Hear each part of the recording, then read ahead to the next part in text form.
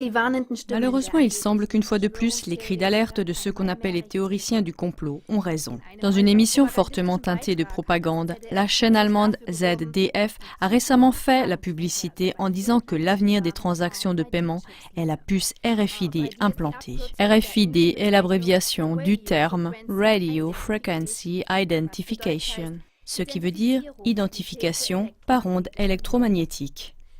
Les puces RFID sont tout simplement des micropuces de quelques millimètres, qui sont implantées de préférence sous la peau de la main. Des données peuvent y être stockées et lues grâce à des ondes radio. En Suède, un projet pilote concernant le paiement au moyen de telles puces RFID aurait été lancé, s'enthousiasme le présentateur Klaus Kleber dans l'émission en question. Et il donne la parole à un ingénieur en logiciel informatique, lequel fait la publicité pour la prétendue sécurité de la technologie sans être contredit. Ce dernier a entre autres prétendu la chose suivante. Quand on parle de cela avec les gens, on entend régulièrement que le gouvernement pourra voir où l'on se trouve et que l'on perd son indépendance personnelle, etc.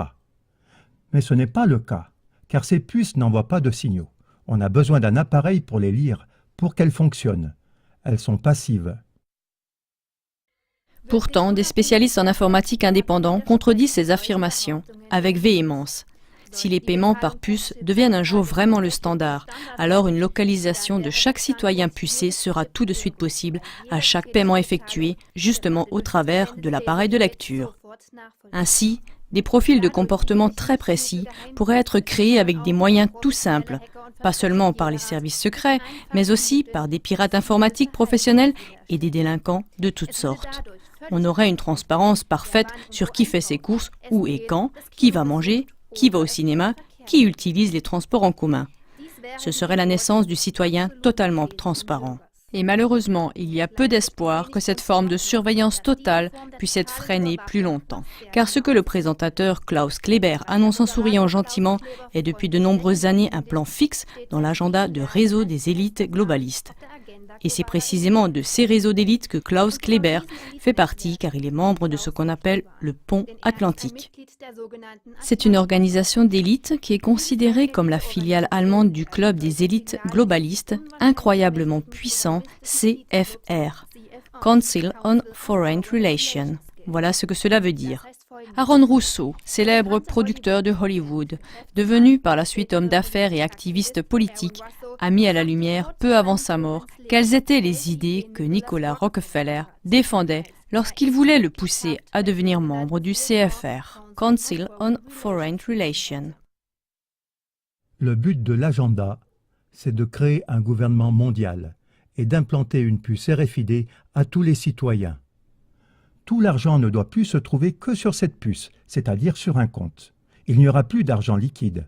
Rockefeller m'a dit directement qu'il voulait atteindre cela. Tout l'argent sera dans ta puce.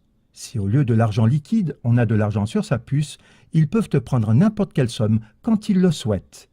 Et si tu protestes, ils désactivent la puce et tu n'as plus rien. Tu ne peux plus acheter à manger, tu ne peux plus rien faire.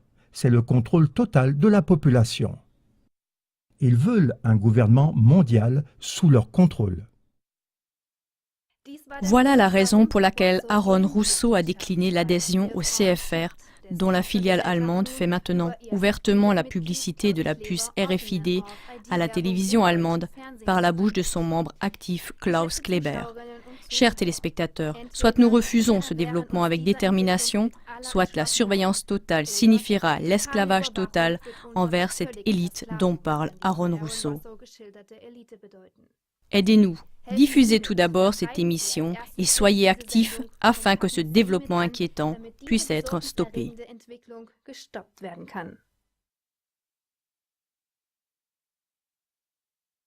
Radio Frequency Identification, ce qui veut dire identification par onde électromagnétique. Les puces RFID sont tout simplement des micropuces de quelques millimètres, qui sont implantées de préférence sous la peau de la main. Des données peuvent y être stockées et lues grâce à des ondes radio. En Suède, un projet pilote concernant le paiement au moyen de telles puces RFID aurait été lancé, s'enthousiasme le présentateur Klaus Kleber dans l'émission en question. et il donne la parole à un ingénieur en logiciel informatique, lequel fait la publicité pour la prétendue sécurité de la technologie sans être contredit. Ce dernier a entre autres prétendu la chose suivante. Quand on parle de cela avec les gens, on entend régulièrement que le gouvernement pourra voir où l'on se trouve et que l'on perd son indépendance personnelle, etc. Mais ce n'est pas le cas, car ces puces n'envoient pas de signaux. On a besoin d'un appareil pour les lire, pour qu'elles fonctionnent. Elles sont passives. Pourtant, des spécialistes en informatique indépendants contredisent ces affirmations avec véhémence. Si les paiements par puce deviennent un jour vraiment le standard, alors une localisation de chaque citoyen pucé sera tout de suite possible à chaque paiement effectué, justement au travers de l'appareil de lecture. Ainsi, des profils de comportement très précis pourraient être créés avec des moyens tout simples, pas seulement par les services secrets, mais aussi par des pirates informatiques professionnels et des délinquants de toutes sortes. On aurait une transparence parfaite sur qui fait ses courses, où et quand, qui va manger, qui va au cinéma, qui utilise les transports en commun. Ce serait la naissance du citoyen totalement transparent. Et malheureusement, il y a peu d'espoir que cette forme de surveillance totale puisse être freinée plus longtemps. Car ce que le présentateur Klaus Kleber annonce en souriant gentiment est depuis de nombreuses années un plan fixe dans l'agenda de réseau des élites globalistes. Et c'est précisément de ces réseaux d'élites que Klaus Kleber fait partie, car il est membre de ce qu'on appelle le Pont Atlantique. C'est une organisation d'élite qui est considérée comme la filiale allemande du club des élites globalistes, incroyablement puissant, CFR, Council on Foreign Relations. Voilà ce que cela veut dire.